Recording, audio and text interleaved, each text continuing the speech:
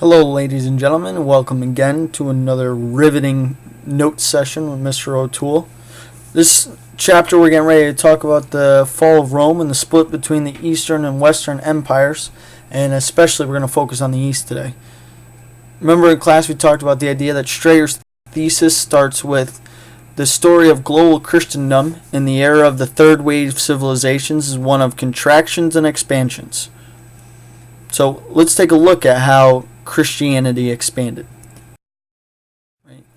One thing I want you to note as you watch this video, the point of view of this comes from basically from the Christian church. So when it says that this is a powerful visual representation of the most important movement in history, it helps that they believe that Christianity is the most important.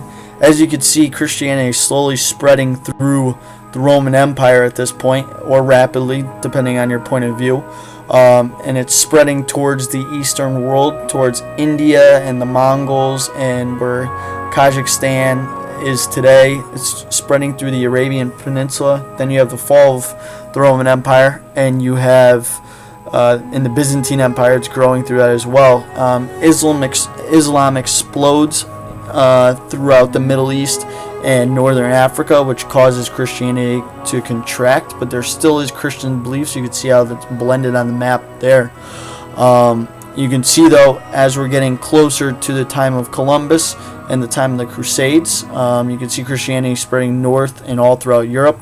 Then there's the Mongol movement, the Mongols, which we'll talk about next week, right?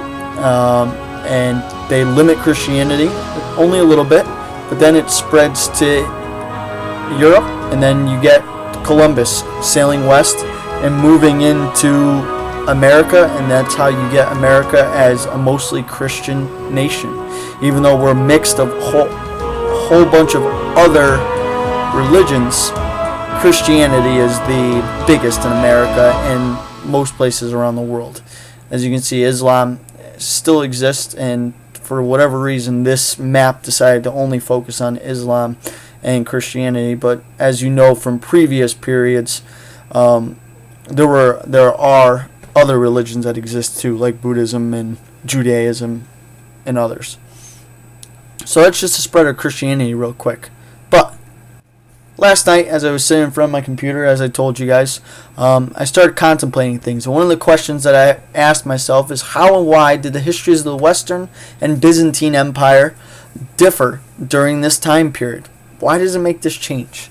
They were closely related to each other. They have the same heritage. They're both Romans, even though we don't call the eastern side Romans anymore. So why is there this big change? And it starts with the idea that Rome was in trouble. They had many former enemies, like the barbarians, which moved into the empire, right? They had met many Germanic tribes that they have allowed to come into their country and become a part of their country, that they actually paid them to fight, and their only motivation for fighting for the Roman Empire was for gold. They also had high taxes. These taxes were needed to bribe these Germanic enemies, these barbarians, and this made people living in the country angry. Anytime we pay high taxes, it always leads to problems. And finally, the emperor couldn't keep them all under control, and violent influence grew. All right, they couldn't keep them under control, and violence grew. The idea is that the Roman Empire, some argue, became too big for itself. They were too spread out. There wasn't enough places to send troops, and because of that, it started to crumble. All right, so let's take a look at the map. On the left, you have the Western Empire in the light green, and the dark green, you have the Eastern Empire. As of right now, there's still one empire. It's still the Roman Empire at this time. And at one point, you had over like 40 different guys that wanted to be considered emperor. But then it came to Constantine, and he helped reunify Rome for a little while in the Roman Empire. And this is the story of Constantine.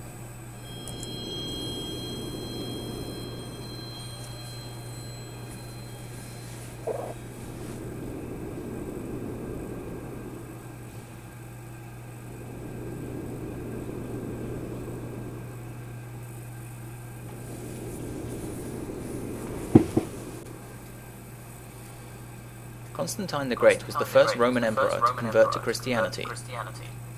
Constantine was born in Naissus in modern-day Serbia in around 280 AD. Constantine received his formal education at the court of Diocletian, where he was free to mix with both pagans and Christians alike. He fought battles in Asia, Syria, and Mesopotamia, and returned to live in the city of Nicomedia, Izmir in modern Turkey, in 303 AD. He witnessed the Emperor Diocletian's great persecution during this time, which was the greatest persecution of Christians in Roman history.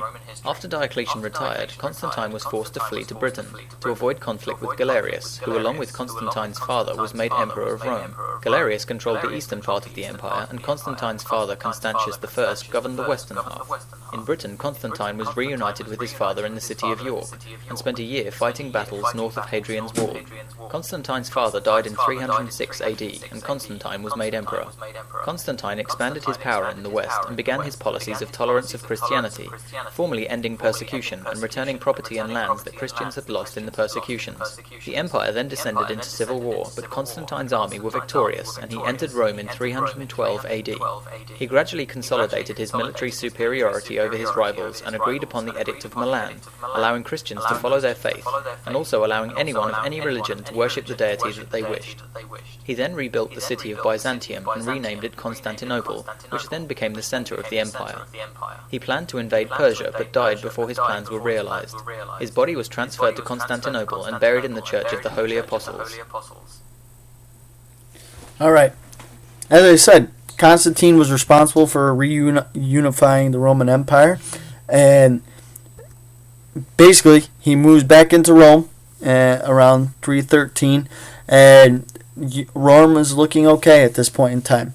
But then all of a sudden he decides in 324 CE that he's going to move his empire back to Constantinople, which is today Istanbul. There's a funny song that you can look up, Istanbul, not Constantinople, which kind of help you remember some aspects of the city. So I started to ask myself, why did he want to move from Rome to Constantinople? And here's the reasons why. First of all, he was born in Croatia, which is more on the eastern side and more the eastern practice. So it's just fitting that he wanted to move back to people that were more like him. In addition, he spoke mostly Greek. He was way more fluent in the Greek language than he was in Latin. So it makes sense that he would want to move to a place where they spoke Greek and not Latin. The Western Empire spoke Latin and all the other Romance languages, whereas the eastern side spoke Greek. And then finally, and most importantly, this is where all the riches were. Constantinople had a connection to the Mediterranean Sea. It had a connection to the Indian Ocean trade routes. It had to the sand roads and to the Silk roads. So all of these trade routes were vitally important to the riches of Constantinople. So it made it possible for them to be able to trade and then make the city flourish. And that's evidenced by the fact that the Byzantine Empire would last long after the fall of Rome. Speaking of the fall of Rome, in 476 CE, right, we start to get our split between the Eastern and the Western Empire. And in 476 CE, Rome falls. It's sacked for the last time, and the Roman Empire ceases to exist at this point. It falls into a feudal system led by the church. They call it the Dark Ages, and we'll talk about our next time we meet in class what exactly the Dark Ages mean and how the feudal system works and stuff like that. But for all intents and purposes, this area of the world is now dead, especially in this class. So why did Rome fall? Well, and how did Rome fall? Well, it led to the Roman Empire being divided into two parts, right? The eastern side, where Constantinople is, became the Byzantine Empire, lasted for another 1,000 years.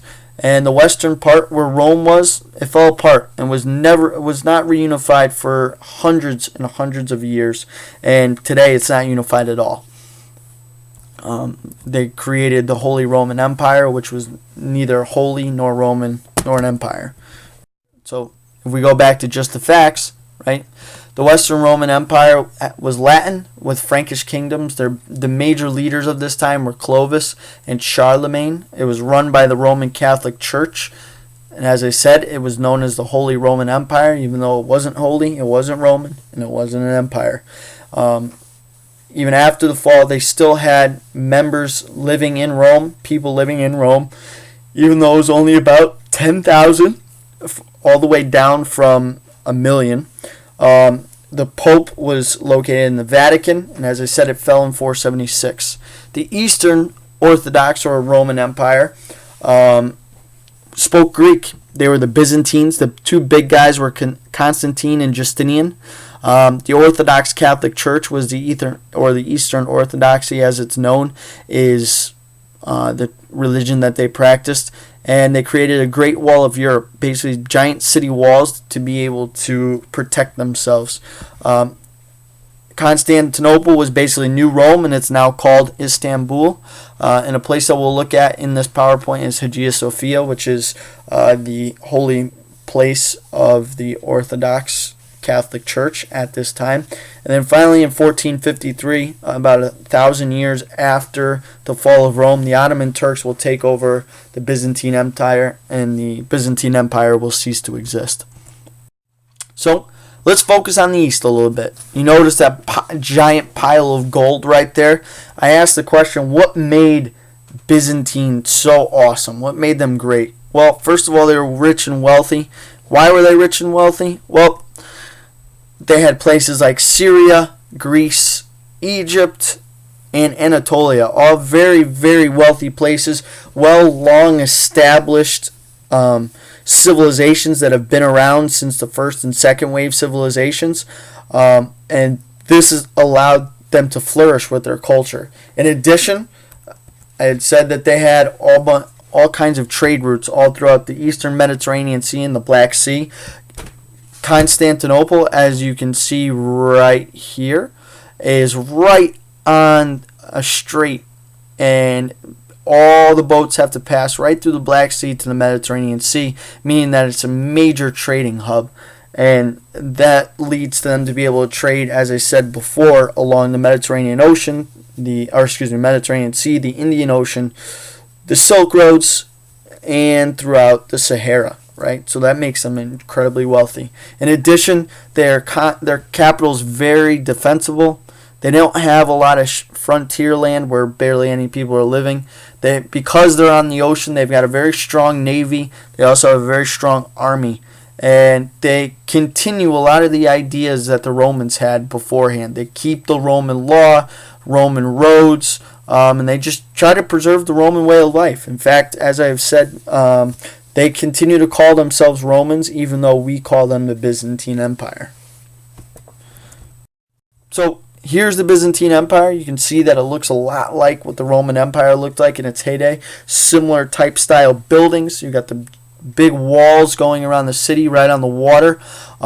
You've got the giant focal point. It looks like the Colosseum, but it's not the Colosseum. And that is where they held a lot of the same events that they held in the Colosseum, gladiator, spectacles, different races, all kinds of stuff like that. Very similar to the Roman Empire. So, one big difference though is in Rome, in the Western Empire, there was a split. There was Caesar, who was the leader of the politics, and then the Pope, who was the leader of religion. Well, in the eastern side, it was drastically different. They were one. So you got the Caesar and the Pope, and it equals a guy like Justinian, who would be known as the Caesaro-Papism, which is a leader that controlled both the church and the state. Right?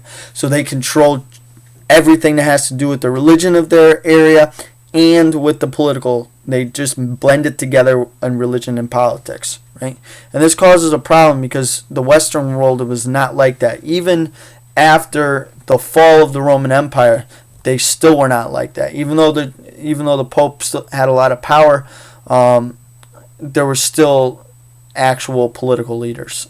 Right? So that brings me kind of to the hierarchy of the Roman Catholic Church and why eventually it will lead to problems in in the Roman world. All right. So at the bottom you have the laity, which are known as the people. They're you and me. They're the guys and girls that go to church every Sunday.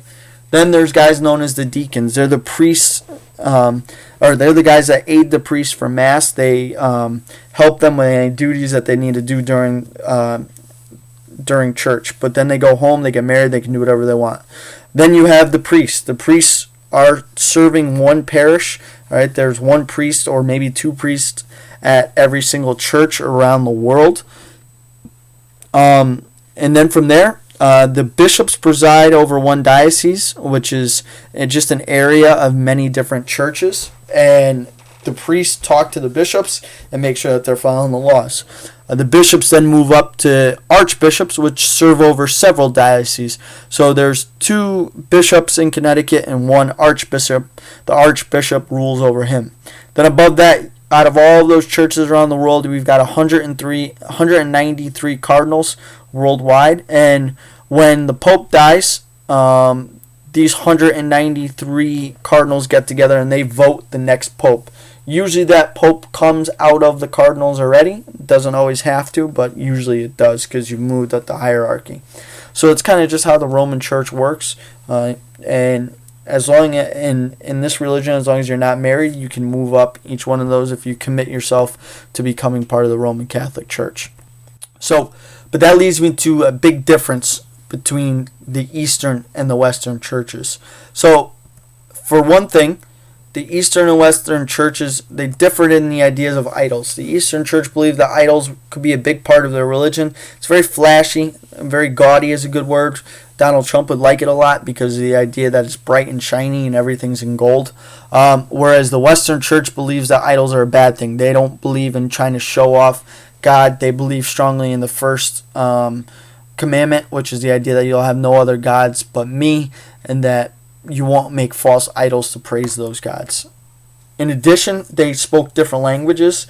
The Eastern Orthodox side spoke Greek, because more towards the Greek area of the world, whereas the Western European Church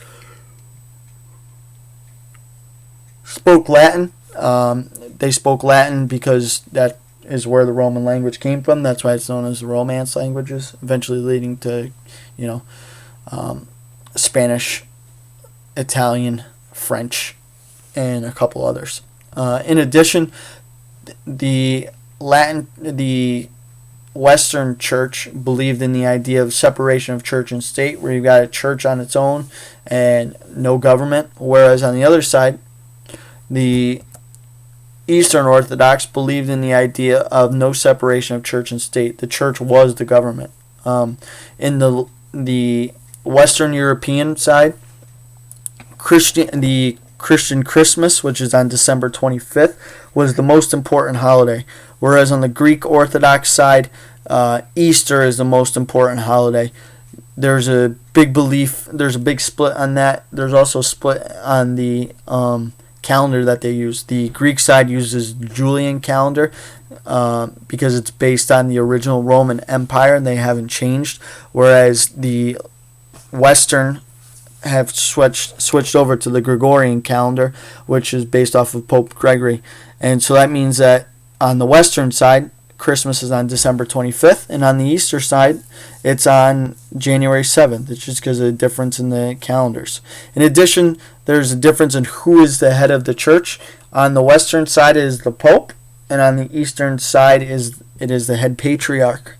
All of these differences, though, come to a head in the year 1054, including part of that problem being the idea that the Western Church believes that you must stay celibate, you cannot get married, you cannot have sex, you devote yourself to God, whereas the Eastern Orthodox people believe that you can get married and that it's okay to do that, and you can still focus on God that way.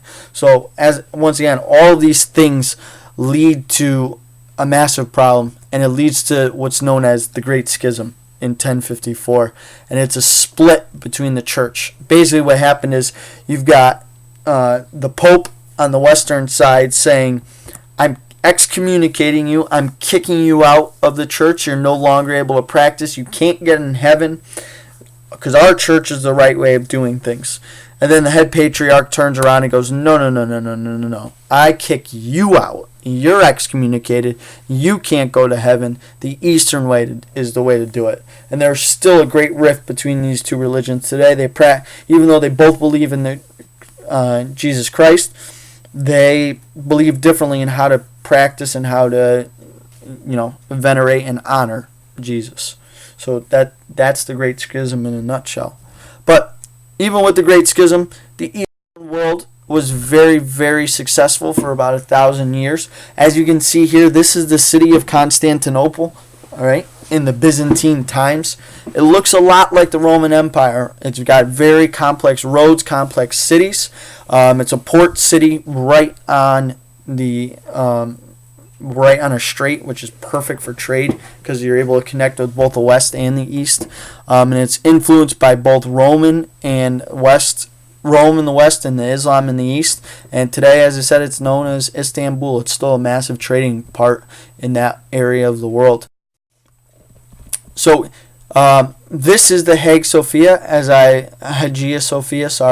that I was talking about. It's located in Istanbul, Turkey.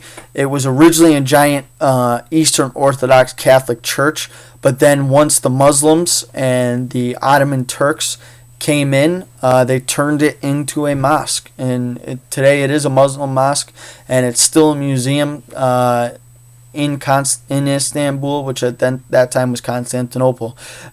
Turkey is now a Muslim country, so that is the most practiced religion in that country, which makes sense as to why it's still a mosque today. However, and I said to you that they were able to fight off the people for about 1,000 years, and they did this through things known as scorpion bombs and Greek poison arrows. Basically, they were able to use fire and sulfur and all sorts of different things to fight off all of the invaders. But unfortunately, as most empires do, if not all empires do, eventually they must fall. And even though they had great protection in the city of Constantinople with the Great Wall of Europe, which protected them from the Islamic people of the East and the Crusaders of the West, eventually, after the Fourth Crusade and the siege of Constantinople, they destroyed parts of the city. They captured the Western European it's captured by the Western European and Venetian Crusaders.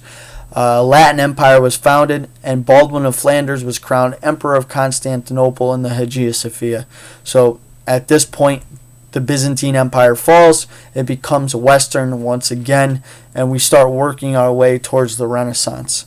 In addition to that, but it will take another 200 years before Byzantium really falls. The Turkic Ottoman Empire, which was known as the Sword of Islam, eventually sacks them.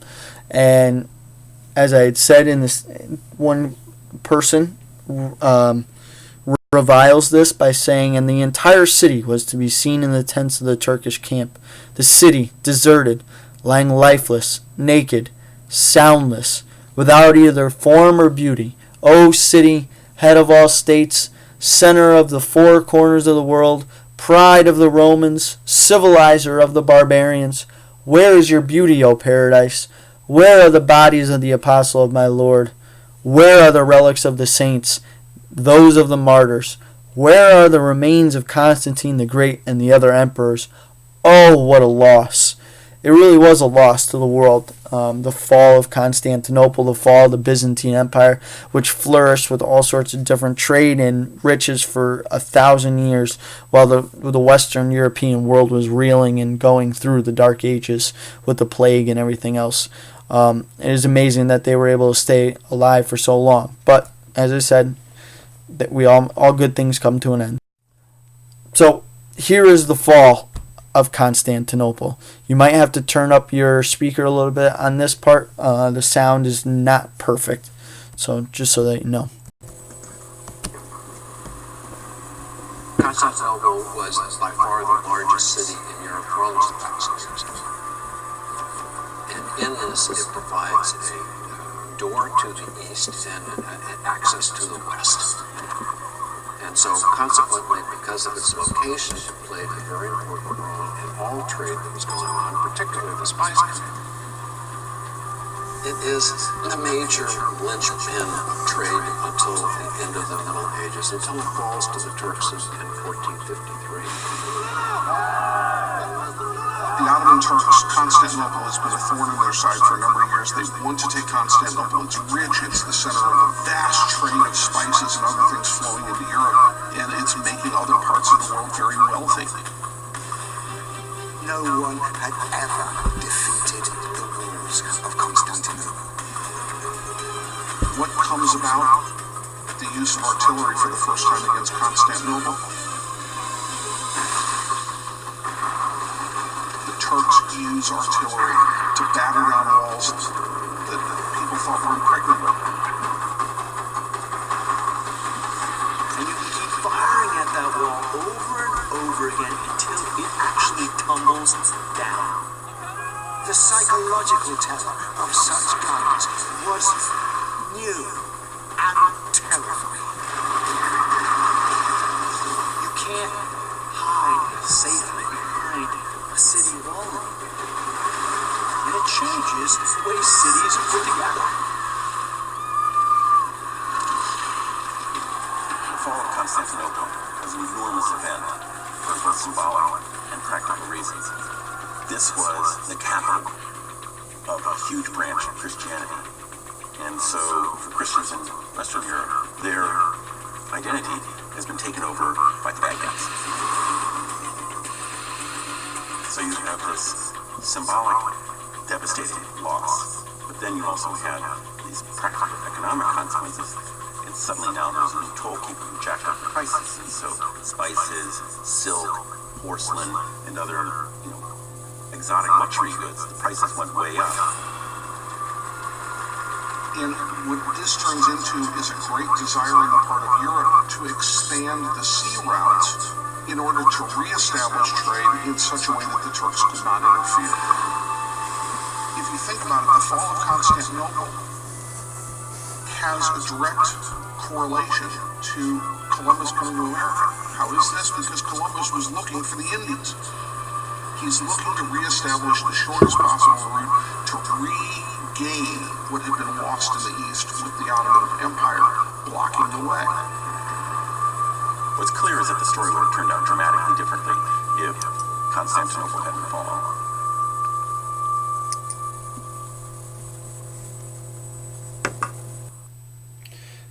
So it's an interesting thesis. They point out the idea that maybe because of the fall of this empire, they have to start moving west for the first time, and we lead to Columbus, which we'll talk about in the next period when we get to the period 4, which is 1450 to the 1700s.